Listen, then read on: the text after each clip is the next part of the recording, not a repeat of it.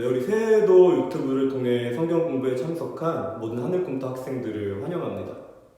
네, 우리는 어김없이 구약 가스펠 프로젝트를 살펴보고 있고, 오늘은 6권 4과 타자골도 무섭지 않아 라는 제목으로 함께 여러분들과 성경 공부를 시작하고자 합니다. 네, 오늘 본문에 등장하는 등장인물은 딱 3명입니다. 느부갓네살 왕권이 끝나고 새롭게 왕권을 가지게 된 다리오 왕, 그리고 메대와 바사의 고관들, 네, 행정 관료들을 얘기하겠죠. 마지막으로 80세 노인이 된 다니엘 3사람입니다. 오늘 여러분들이 던져보셔야 될 질문은 바로 이런 것입니다. 그리스도인으로서 믿음을 가지고 살아가는 일은 과연 어떤 삶인가요? 쉽게 이야기하면 이렇게 해석해 볼 수도 있을 것입니다. 과연 총리인 다니엘과 학생인 나의 삶이 같아야 할까요? 내가 그 정도로 정직하고 바르게 살아야 할까요? 네, 이 정도가 될 것 같습니다. 네, 저도 이런 질문을 던졌던 때가 있습니다. 네, 23살 때 있던 일입니다. 기독교 윤리학 세미나라는 곳에 참석해서 한 그리스도인 총리님을 만나게 됐습니다. 네, 저는 이 총리님에게 이런 질문을 던졌습니다. 총리님, 그리스도인은 어떻게 살아가야 되는 걸까요? 네, 이때 총리님이 저에게 주신 대답은 딱 2가지 한자 단어였습니다. 하나는 솔발이었고요. 다른 하나는 착할 선입니다. 한 단어로 발선이었고요. 이 발선이라는 단어의 의미는 착하게 살아라 였습니다. 네, 당황스럽죠? 네, 그 대답을 들은 저는 굉장히 당황스러웠습니다. 그리고 이렇게 질문했습니다. 아니, 총리님은 어느 정도 사회적 지위가 있기 때문에 착하게 사시면 영향력을 행사하실 수 있을 겁니다. 하지만 저같이 지위가 없는 사람이 착하게 산다면 영향력은 끼칠 수 없을 뿐만 아니라 손해만 보게 되지 않을까요? 네, 저는 내심 이런 대답을 기대했습니다. 전도사님, 열심히 사시다가 사회적인 영향력을 끼칠 수 있게 될 때, 그때 더 정직하게 사십시오. 네, 그러나 총리님의 대답은 한결같았습니다. 발선하십시오. 이 이야기를 들은 저는 여러분들의 마음과 똑같이 귀를 닫고 돌아섰던 기억이 있습니다. 오늘 이런 반응이 본문에서 나타나고 있다는 것을 여러분이 염두에 둘 수 있으면 좋겠습니다. 다니엘서 6장 1절부터 4절까지 말씀입니다. 같이 교독하겠습니다. 다리오가 자기의 뜻대로 고관 120명을 세워 전국을 통치하게 하고 또 그들 위해 총리 셋을 두었으니 다니엘이 그 중에 하나이라. 이는 고관들로 총리에게 자기의 직무를 보고하게 하여 왕에게 손해가 없게 하려 함이었더라. 다니엘은 마음이 민첩하여 총리들과 고관들 위에 뛰어나므로 왕이 그를 세워 전국을 다스리게 하고자 한지라. 이에 총리들과 고관들이 국사에 대하여 다니엘을 고발할 근거를 찾고자 했으나 아무 근거, 아무 허물도 찾지 못하였으니 이는 그가 충성되어 아무 그릇됨도 없고 아무 허물도 없음이었더라. 네, 바사와 메대의 고관들이 다니엘을 고발하려고 한 이유는 딱 한 가지 때문입니다. 4절에 나타나 있는데요. 다니엘은 높은 사회적 지위를 가지고 있었고 또한 다니엘은 그 사회적 지위에 걸맞는 선한 삶을 살고 있었기 때문입니다. 네, 그게 뭐가 문제가 됩니까? 라는 분을 위해서 잠깐 부연 설명을 해보자면요. 저는 이런 이야기를 들어본 적이 있습니다. 전도사님은 눈이 너무 높으세요. 그때 저는 이렇게 대답했습니다. 아니, 왜요? 저는 이상형이 없는데요. 네, 그때 그분은 저에게 이런 이야기를 했습니다. 전도사님, 이상형이 없다라는 것은 눈이 높다라는 것입니다. 네, 무슨 말인 줄 알겠죠, 여러분? 결함이 없다라는 것은요, 오히려 그 사람의 결함이 될 수 있다라는 것입니다. 모든 사람이 결함을 가지고 있는데 다니엘에게 결함이 없었다라는 건요, 아까 이상형 얘기의 반대로 생각해보면 그게 다니엘의 결함이 될 수도 있다라는 것입니다. 높은 사회적 지위와 높은 도덕 수준이 다니엘의 결함이 됐다라는 것이죠. 그래서 이 사람들은 어떻게 했을까요? 계속해서 읽어보도록 하겠습니다. 5절부터 13절까지입니다. 그들이 이르되 이 다니엘은 그 하나님의 율법의 근거를 찾지 못하면 그를 고발할 수 없으리라 하고, 이에 총리들과 고관들이 모여 왕에게 나아가서 그에게 말하되, 다리오 왕이여 만수무강하옵소서. 나라의 모든 총리와 지사와 총독과 법관과 관원이 의논하고 왕에게 한 법률을 세우며 한 금령을 정하실 것을 구하나이다. 왕이여, 그것은 곧 이제부터 30일 동안에 누구든지 왕 외에 어떤 신에게나 사람에게 무엇을 구하면 사자굴에 던져 넣기로 한 것이니이다. 그런즉 왕이여, 원하건대 금령을 세우시고 그 조서에 왕의 도장을 찍어 메대와 바사에 고치지 아니하는 규례를 따라 그것을 다시 고치지 못하게 하옵소서 하며, 이에 다리오 왕이 조서에 왕의 도장을 찍어 금령을 내리니라.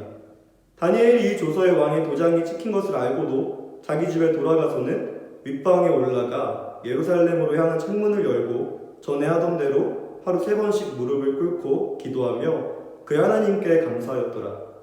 그 무리들이 모여서 다니엘이 자기 하나님 앞에 기도하며 간구하는 것을 발견하고, 이에 그들이 나아가서 왕의 금령에 관하여 왕께 아뢰되, 왕이여, 왕이 이미 금령에 왕의 도장을 찍어서 이제부터 30일 동안에는 누구든지 왕 외에 어떤 신에게나 사람에게 구하면 사자굴에 던져 넣기로 하지 아니하나이까 하니, 왕이 대답하여 이르되, 이 일이 확실하니 메대와 바사에 고치지 못하는 규례니라 하는지라. 그들이 왕 앞에서 말하여 이르되, 왕이여, 사로잡혀온 유다 자손 중에 다니엘이 왕과 왕의 도장이 찍힌 금령을 존중하지 아니하고 하루 3번씩 기도하나이다 하니, 어떤 일이 이루어진 거죠?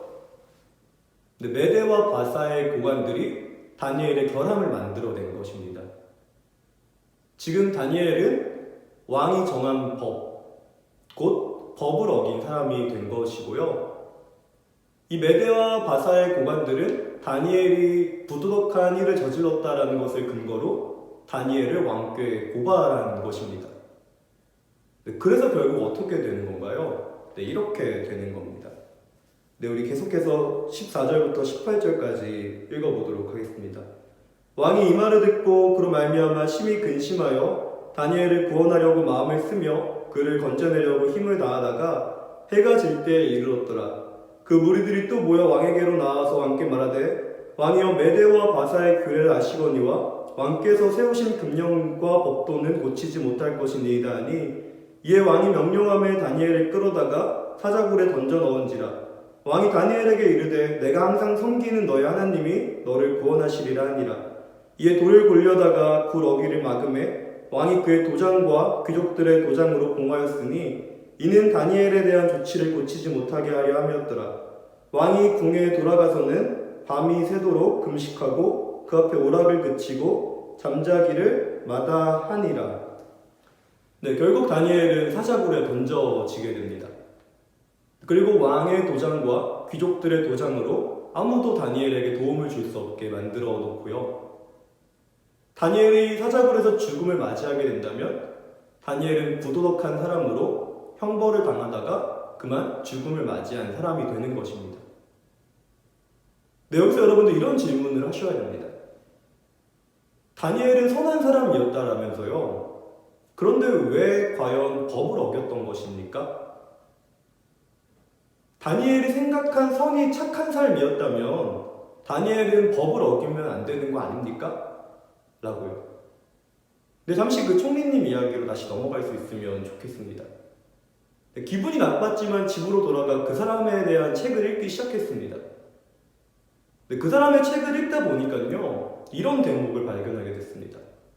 감옥에도 몇 번 수감했고 또 미국으로 망명도 갔다라는 이야기가 그것입니다. 그리고 이 사람이 왜 감옥에 갔고 또 왜 망명을 갔는지 곰곰이 생각하면서 계속 글을 읽었을 때 한 가지 사실을 발견했습니다. 그분이 저에게 말한 선이라는 건요, 착하게 살라라는 것이 아니었습니다. 그분은 예수를 증거하지 않는 일에 대해서, 그리고 하나님의 나라의 가치를 가지고 살아가지 않는 일에 대해서 부도덕하다라고 생각해서 그것들을 고발했던 것이었습니다. 그 때문에 감옥에 들어가고 그 때문에 망명 갔다가 비로소 그리스도인 총리가 된 것이죠. 오늘 본문에서도 동일한 반응이 보여집니다. 다니엘이 추구한 것은 무엇이었을까요? 사람들은 이렇게 생각했습니다. 다니엘은 선한 삶을 추구했을 것입니다. 그렇기 때문에 높은 지위에 올라간 거 아닐까요? 네, 하지만 틀렸습니다. 다니엘이 추구한 것은요, 선한 삶이 아니었습니다. 네, 우리가 19절 이후로부터 등장하는 것을 읽어볼 수 있는데 선한 삶이 아닌 믿음이었습니다. 우리 19절부터 26절까지 함께 읽어보겠습니다. 이튿날에 왕이 새벽에 일어나 급히 사자굴로 가서 다니엘이 든 굴에 가까이 이르러서 슬피 소리질러 다니엘에게 묻되 살아계시는 하나님의 종 다니엘아, 내가 항상 섬기는 내 하나님이 사자들에게서 능히 너를 구원하셨느냐 하니라. 다니엘이 왕에게 이르되 왕이여 원하건대 왕은 만수무강하옵소서. 나의 하나님이 이미 그의 천사를 보내어 사자들의 입을 봉하셨으므로 사자들이 나를 상해하지 못하였사오니 이는 나의 무죄함이 그 앞에 명백하옴이며 또 왕이여 나는 왕에게도 해를 끼치지 아니하나이다 하니라. 왕이 심히 기뻐서 명하여 다니엘을 굴에서 올리라 하매 그들이 다니엘을 굴에서 올린즉 그의 몸이 조금도 상하지 아니하였으니 이는 그가 자기의 하나님을 믿었음이었더라. 왕이 말하여 다니엘을 참수한 사람들을 끌어오게 하고 그들을 그들의 처자들과 함께 사자굴에 던져넣게 하였더니 그들이 굴 바닥에 닿기도 전에 사자들이 곧 그들을 움켜서 그 뼈까지도 부서뜨렸더라. 이에 다리오 왕이 온 땅에 있는 모든 백성과 나라들과 언어가 다른 모든 사람들에게 조서를 내려 이르되 원하건대 너희에게 큰 평강이 있을지어다. 내가 이제 조서를 내리노라. 내 나라 관할 아래에 있는 사람들은 다 다니엘의 하나님 앞에서 떨며 두려워할지니 그는 살아계신 하나님이시요 영원히 변하지 않으시리시며 그의 나라는 멸망하지 아니할 것이요 그의 권세는 무궁할 것이며. 아멘. 결론입니다. 네, 지난주에 말씀드렸던 것처럼 다니엘이 바랬던 것은 하나님이 드러나는 것이었죠. 네, 그 일을 위해서 다니엘이 한 것이 무엇이었을까요? 선한 삶이었습니다. 네, 그러나 다니엘이 추구한 선한 삶은 메대와 바사의 고관들이 생각하는 것처럼 윤리적으로 바람직하고 높은 자리로 올라가는 것이 아니라요, 하나님이었습니다. 네, 이 하나님 때문에 다니엘은 누명을 뒤집어 썼고 그 누명 앞에서 하나님께서는 다니엘을 구해주신 것이죠.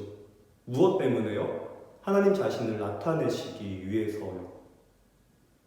네, 저는 서두에 이런 질문을 던졌습니다. 네, 제가 다니엘이 아닌데, 총리도 아닌데, 학생이고 그냥 그리스도인인데 다니엘처럼 살아야 할까요? 네, 그렇게 사셔야 합니다. 생각하건대 다니엘은 본인을 총리다라고 생각하고 살아가지 않았던 것 같습니다. 다니엘은 한 명의 그리스도인으로 바벨론 포로 생활을 살아가는 것입니다.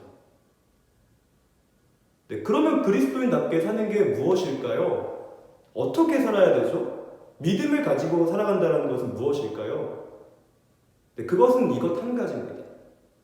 오직 하나님만을 위해서 살아가는 것.